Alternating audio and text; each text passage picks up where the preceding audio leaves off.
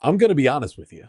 I can't think of a better way to kick off the 2025 season. The Orioles clobber the Blue Jays on opening day. And I'll recap it all coming up on this episode of the Locked On Orioles podcast.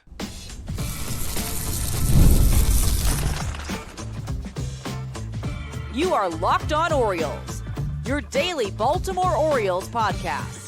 Part of the Locked On Podcast Network, your team every day.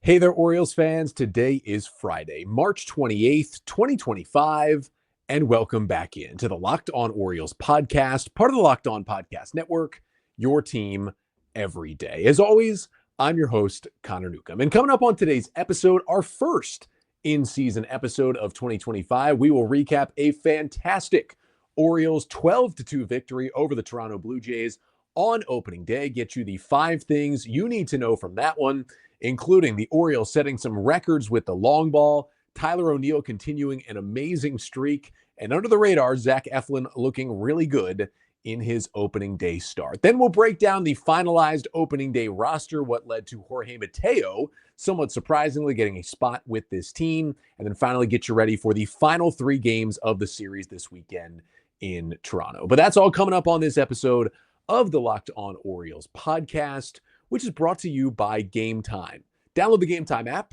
create an account, and use code LOCKEDONMLB for $20 off your first purchase. So if everyone is kind of jumping back in for the first time in a while here, welcome back.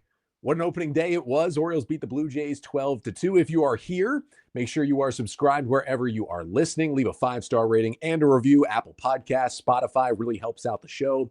And of course, we're here on YouTube. Make sure to like, comment, and subscribe to the Locked On Orioles YouTube page. If you have any Orioles thoughts, questions to ask, you can always email me at lockedonorioles@gmail.com. Now, some of you that were with us on Thursday may have noticed we have a little bit of extra content coming to you here in the Locked On Orioles podcast behemoth, podcast network, I guess you could call it. And shout out to Luke, who is going to be our postcast host for this season. So for a good chunk of games this year, Luke will be hopping on live shortly after games end to chat with you for about 15 minutes. It'll be about half of what this show usually is, just to specifically break down that day's game, not really get into anything further.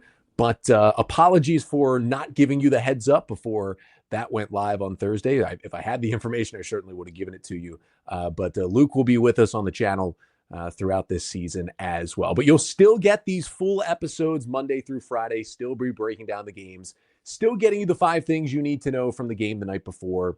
And that is where we begin. The 5 things you need to know from the Orioles opening day victory. They are 1-0 with a 12-2 win over the Toronto Blue Jays in the opening day game north of the border on Thursday afternoon. And the first thing you need to know is, I think Cedric Mullins knows that he has entered his contract year. Mullins, of course, is set to become a free agent for the first time after the 2025 season. And there's always, storylines about guys about to hit free agency, that they have their best years before they become free agents to try and make the most money. Mullins is certainly starting that in a positive direction. Mullins was with a 2-homer game in this one for the Orioles, hit himself a solo shot to lead off the 4th. At that time, put the Orioles up 6-0, and then kind of deliver the finishing blow in this game with a 3-run homer in the 7th to put the Orioles up 9-2 at the time. Mullins finishes this one 3 for 5 with an RBI single, 2 homers. He had 5 ribbies, 3 hard hit balls. He was fantastic out of the 7-hole for the Orioles in this one. 6th 2-homer game of Cedric Mullins' career. Now, if you were to think, when would have Cedric Mullins' most 2-homer games been? And you say probably in his 30-30 season back in 2021, you would be correct. 4 of his previous 5 multi-homer games did come in 2021 when he had 30 home runs, but he also kind of randomly had one last year on September 10th of last year in Boston at Fenway Park. Mullins had a 2-homer game, so that was the last time he has done it, but did it again in Toronto on Thursday. And listen, Mullins is still not going to play every single day. He was abysmal against lefty. He had a 43 WRC plus against left-handed pitching last year. Now, the Orioles won't see a lefty in this entire 4-game Toronto series, so I bet Mullins is in the starting lineup every single day. but he'll still sit against some lefties. But listen, he was about 20% better than league average as a hitter against righties last year. When there's a righty out there, like there was with Jose Barrios for the Blue Jays on Thursday, Mullins is going to play good center field defense, and he's going to be a productive hitter. And that is absolutely what he did on opening day. Second thing you need to know from this season opening win is that Tyler O'Neill somehow did it again. Now, O'Neill has been a big story of this Orioles offseason. The first free agent, and so far only one, that Mike Elias has signed to a multi-year deal, signing O'Neill to a 3-year, just shy of $50 million deal this offseason, basically as the Anthony Santander replacement. We saw Santander leave and go to the other clubhouse. He is with the Toronto Blue Jays. He had an offer in this one in his first game with the Jays. O'Neill's first game with the Orioles didn't go the same way. The big swing for him, of course, the 3-run homer he hit to the opposite field in the third inning off Barrios, that with 2 on and 2 out, that put the Orioles up 5-0. And for Tyler O'Neill, an incredible streak he continues that is still a major league record. O'Neill, and this is split between his time with the Cardinals, Red Sox, and now Orioles, has homered in 6 consecutive opening days, dating back to the 2020 shortened season. 6 straight opening days with at least 1 home run for Tyler O'Neill. That is an absurd streak to just pencil in a homer in the first game of the season and get things started out on the right foot. And that is exactly what O'Neill did. But I think the more impressive part, honestly, to me, that shows out better for his potential production with the Orioles this season is where he hit that ball. Tyler O'Neill lined a ball to right field over the fence for a 3-run shot, took an outside fastball from Barrios and hit it that way. And why that is so significant is because Tyler O'Neill does not hit a lot of home runs to the opposite field. O'Neill had 31 homers in 2024 in a Red Sox uniform. And if you are watching on the Locked On Orioles YouTube channel, you're going to see here this chart via StatCast and Baseball Savant. This is the hits spray chart for O'Neill in 2024. And you can see kind of the pink magenta color is all of his home runs. And look at where most of those 31 homers are clustered, right? They are all clustered in left field. He is pulling most of his homers. Then you have like 4 of them that are hit to right center field. And then 1 home run was hit to true right field. You can see it if you're watching on YouTube. He hit it right down the right field line. That was a pesky pull home run that O'Neill hit last year. Like it was one of those cheapy Fenway Park homers, was the only one he hit out to straight right field. This home run that he hit on Thursday, it wasn't right down the line, but it wasn't a right center. It was truly an opposite field shot to right field. If he can add that to his power game, along with all the poolside power we know he has, O'Neill could unlock another level this season. And I know we're going to be watching O'Neill versus Santander and the production as this year goes on. What a great start for O'Neill, because not only did he hit the home run, they didn't get him out. He walked twice. He singled twice. First time in Tyler O'Neill's career. This is a guy who's been in the big leagues for a while now. First time in his career, he has reached base 5 times in a single game. And O'Neill got on all 5 times he came to the plate on Thursday. It's been only 1 game, but so far, so good on that signing by the Orioles. But Mullins and O'Neill weren't the only guys that homered, and Mullins wasn't the only guy who hit 2 home runs. Third thing you need to know from this one is that Adley Rutschman might just be the greatest opening day player of all time. And you're going to say, Connor, couldn't it be Tyler O'Neill with 6 consecutive opening days with a homer?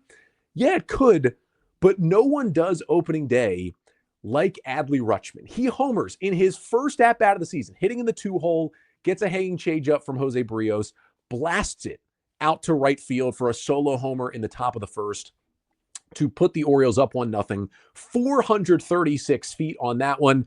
And then later, next inning, nice little cutter down and in, flips it into left field for a base hit. You love to see that from Adley. And then, oh yeah, hit an absolutely majestic moonshot for a 2-run homer in the 8th. That was 109 off the bat, 415 feet for Adley. He had himself a fantastic day, 3 for 5 with the 2 home runs. And for Adley Rutschman, what a great sign it is, because it's been well documented on this show, the struggles that Rutschman had down the stretch and in the second half last year. Adley Rutschman hit only 3 home runs after the All-Star break last season. He just had 2 in the first game of 2025. I'm not going to declare him back to his usual self after one game, but that was certainly the good stuff. And speaking on Adley's success on opening day, on opening days in his career, so that is the last 3 years, 2023, 4, and 5. Remember, he wasn't on the roster yet in 2022. He's now 10 for 14 with 3 home runs in his career on opening day. If you take down the notches to a minimum of 14 at-bats, he is the best hitter in opening day history right now. It was the first time the Orioles have ever had 2 players homer twice on opening day, with Mullins and Rutschman doing it. Only 4 players ever for the Orioles have homered twice on opening day. And for Adley, the second home run that he hit, which was 108.5 off the bat, you put that into 2024, that would have been his second hardest hit ball of all of last season. His hardest hit ball was also in Toronto last year. That was in June. That was the last time he hit a ball at least 108, and he does it on opening day. The 436 feet on his first home run, his longest long ball since 2023, that just looked like a different Adley up there. And oh, by the way, the 6 home runs the Orioles hit, most homers ever by the Orioles on opening day. The all-time record is 8 by the Dodgers, and I believe 2019 in a single opening day, but 6 homers in the first game of the season is a new Orioles record. And you may be counting them. You say, Connor, you've talked about 5 so far. Well, the fourth thing you need to know from this impressive Orioles season opening win is that the rest of the offense contributed too. Like, yes, Mullins, O'Neill, and Rutschman were the stars, but Jordan Westberg also had a solo homer in the 8th to go along with a single and a walk. Ryan O'Hearn had only 1 hit and 5 at-bats, but he did put together 4 hard-hit balls. I thought O'Hearn swung the bat really, really well on Thursday, just wasn't really rewarded with it. Jackson Holliday looked a little rough early, but then he lined a single up the middle in the 8th for his first hit of the season. Ryan Mountcastle didn't do as much damage against the Blue Jays as he usually does, but he did smoke a double down the left field line in the second inning in his first at-bat of the year. That ball was hit 115.7 miles per hour off the bat in terms of its exit velocity. Hardest hit ball of Ryan Mountcastle's major league career was his first at-bat of this season. Another guy we're looking for a bounce back from. Great first sign of the year for Mountie. And then Cowser and Arias didn't have hits, but they both walked all 9 starters in this game for the Orioles, reached base at least once. And then, like, you even had Heston Kjerstad, who didn't get an AB, but he came in defensively for Tyler O'Neill and got himself an outfield assist throughout Alejandro Kirk in the 9th inning, trying to stretch a single into a double for some reason with his team down 12-2 in the bottom of the 9th. And Kjerstad threw a strike. Mateo got in there, put a good tag on him to get the out. Like, every single position player pretty much, except for Gary Sanchez and Ramon Laureano, who didn't come into the game, contributed to this huge Orioles win. And opening day has been a fun time for the Orioles. The O's have now won 3 consecutive opening day games. And you think back on those games, they scored 10 runs in that wild win at Fenway Park back in 2023 on opening day. They scored 11 runs when they blew out the Angels at home last year. And then they scored 12 runs on Thursday. Now, I'm going to need someone smarter with more resources to look this up to confirm this, but I believe, from what I researched, and I'm not sure if anyone's like posted this or tweeted this, again, not super on Twitter anymore, but I believe the Orioles are the first team in the modern era to score double-digit runs, score at least 10 runs in 3 consecutive opening day games. The O's should treat every game like it's opening day because, man, they come out blazing with the bats when a season begins. And the 5th and final thing you need to know from the Orioles' 12-2 opening day victory over the Blue Jays is that the pitching was good too. Like, Zack Eflin, he was good out there. Got the opening day start. That became pretty apparent once Grayson Rodriguez went down with the elbow injury. And a 2-run homer hit by the new Blue Jay, Andres Jimenez, in the 4th inning was really the only blemish on Eflin's line. He goes 6 innings, allowing 2 runs on 2 hits, 2 Ks, 1 walk, and that homer on 78 pitches. Blue Jays had 8 hard hit balls against him, and he just did what he does. It wasn't a lot of Ks, but only walked 1 batter. He threw a bunch of strikes. He let the ball be hit and play. He trusted his defense. He got some quick outs. And again, like, he only threw 78 pitches in 6 innings. And I've talked about this over the last week on the show. Generally, the first start for any starter to begin the season ends up being a little shorter pitch count wise than it usually would be later in the year, just to continue to build them up and try to avoid injury. Really, any other game besides the last week of March or the first week of April, Zack Eflin easily pitches into and probably finishes the 7th inning, if not pitches into the 8th, with his pitch count only being at 78 through 6 innings. When you're up big, it's opening day. You're going to hold guys back a little bit, which is why Hyde took him out after 6 innings. But Eflin was, everything you want that guy to be. And this was his one walk, right? Like, he walked Vladdy in the 4th inning. If you're watching on the Locked On Orioles YouTube channel, you'll see the pitch chart from that plate appearance between Eflin and Vladimir Guerrero Jr. And you'll see here the first 2 pitches, the second and third pitches that he threw to Vladdy.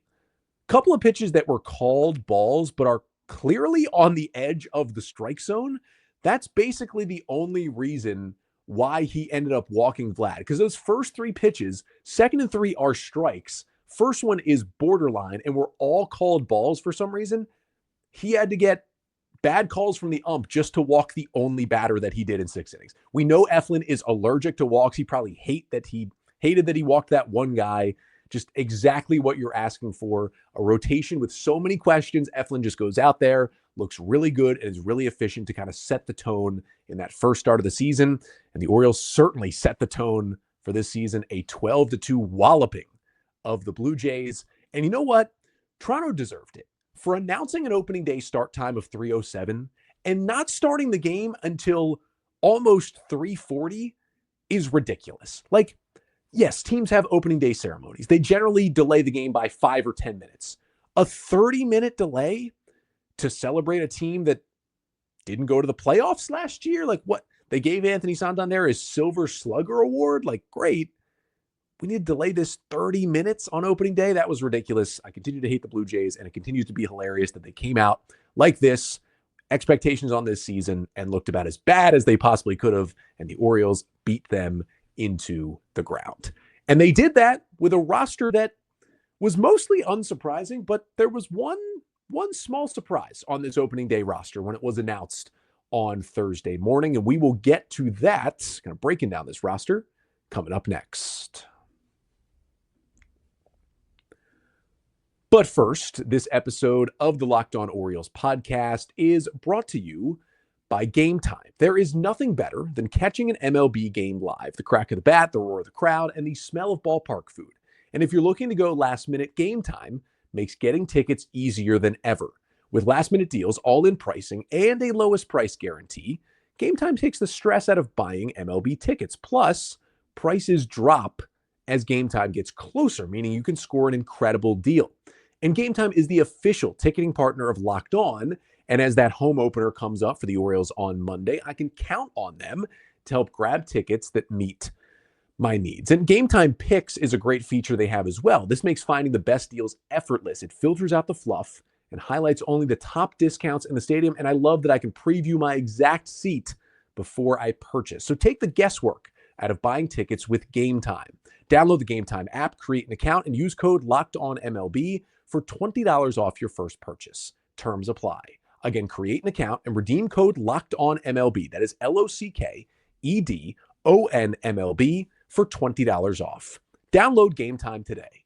Last minute tickets, lowest price, guaranteed. So we move on to the opening day roster for the Orioles, which was officially set on Thursday morning, and mostly not surprises, right? We saw a position player group that we mostly expected, Adley and Gary Sanchez as the catchers. You had Jordan Westberg and Ramon Arias and Jackson Holliday and Ryan O'Hearn and Ryan Mountcastle as your infielders. You had Ramon Laureano and Colton Cowser and Cedric Mullins and Tyler O'Neill and Heston Kjerstad as your outfielders.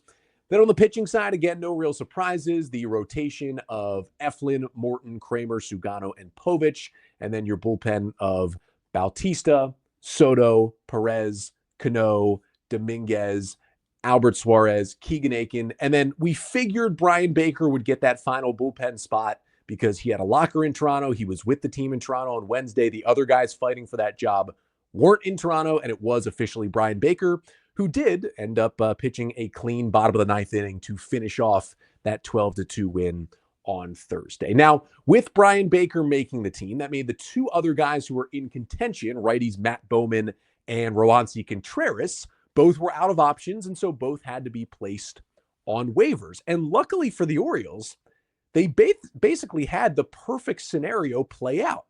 Baker was out of options. He makes the team. Contreras and Bowman also out of options, but two guys the Orioles really wanted to keep around, and they both cleared waivers. Bowman cleared waivers. He could have rejected an assignment to AAA Norfolk, but if he did, I think he would have forfeited about $1 million. So instead, he accepted it, and Bowman will probably be the first reliever the Orioles call on if they need another bullpen arm. And then Contreras, who's still 25 years old, has a lot of good innings in that arm.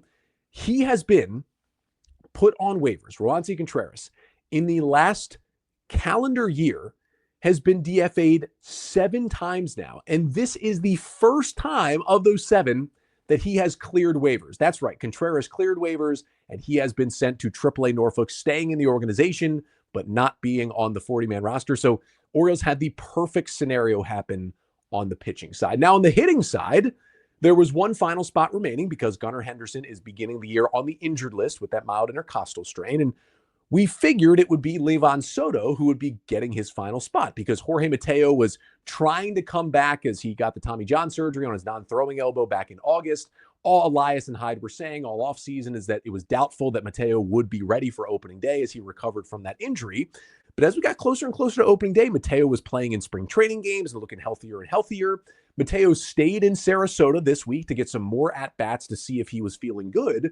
But when the Orioles got to Toronto on Wednesday for their full squad workout, Livan Soto was there. He had a roster there, or had a locker there, I should say. Jorge Mateo was not there. And so I just kind of figured when I recorded Thursday's episode, hey, Soto's going to get this final spot. Mateo's going to begin the year on the IL. But then Mateo flew to Toronto either Wednesday night or Thursday morning. I guess he said he took enough at bats to start feeling really good.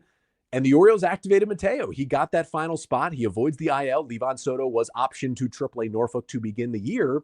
And so it is Mateo who gets that final spot. Now, the interesting thing here with Jorge Mateo is what the Orioles are going to do when Gunnar Henderson comes back. It is certainly an interesting question because the Orioles will face back-to-back lefties most likely to begin the Red Sox series because the Monday and Wednesday games will be the Red Sox 5th and 6th games of the year. Their 5th starter is Connor Newcomb, a left-hander, no relation. He will probably start Monday. And then their number 1 starter, who would start again in Wednesday's game, is another lefty in Garrett Crochet. So Jorge Mateo will probably start at least one of those games and maybe even both, because if you do want him to hit, he's still a productive hitter against lefties. You literally cannot put him in the batter's box against a righty. He simply will not get a hit, but he still does some stuff for you with the bat against lefties, and he helps out your lineup in that way. So he'll start at least one of those games. But the interesting thing is, Gunnar Henderson is also going to be, we think, back pretty soon. As we also learned on Thursday that while Gunnar is beginning the year on the IL, the Orioles were able to backdate it a few days. So he's actually eligible to come off the IL on Thursday. That'll be the final game against the Red Sox, the Orioles' 7th game of the year. So he may only have to miss the first 6 games of the season. And Gunnar is going to begin playing in rehab games today. The Norfolk Tides in AAA begin their AAA season tonight. And Gunnar is going to play in a rehab game starting here on Friday. So as soon as he can play in rehab games, he's going to do so. So he has the chance to get into 5 rehab games in AAA before he'd be ready to go to Boston on Thursday. If he feels good and that's enough for him, he'll be activated on Thursday. And the question becomes, okay, you've got all these hitters on the roster. You're going to activate Gunnar. He's the best player on your team. Who is going to lose their spot so that Gunnar can come in? Now, you could send down a pitcher maybe, right? And you could carry 14 hitters and 12 pitchers, but because the Orioles offense is so much stronger than the pitching staff, I think they'd rather have as many arms as they can at any time. So I think they'd like to avoid having one less pitcher. So instead, here are your options. You have 2 guys you could theoretically DFA. That's the Ramones, Ramon Laureano and Ramon Arias. Or you have 2 guys with minor league options who you could send down in Heston Kjerstad or Jackson Holliday. I don't think they want to send down Kjerstad. They've done that to him too many times. I don't think they want to send down Holliday. They're going to play him every day. Even when Gunnar gets back, he's going to play most days at second base. I don't think they want to DFA Ramon Arias. He's been such an integral part as a utility infielder for them and has stepped up so many ways, and he's a starter right now with Gunnar out. And I guess they could DFA Ramon Laureano, but they did bring him in on a 1-year, $5 million major league deal to join this team and give them platoon advantage and a good bench outfielder. Like, I'm not sure they're going to DFA him after maybe starting, 1 or 2 games, and then there you go after you're a off-season signing. I guess it's possible that the Orioles signed Laureano thinking Mateo would be out for 2 months, and now that he's back right now, they maybe don't feel they need Laureano. But honestly, I still feel the best move is just DFAing Jorge Mateo. And we have about a week before the Orioles may need to make that decision, and we'll dive into it even further at some point next week on the show.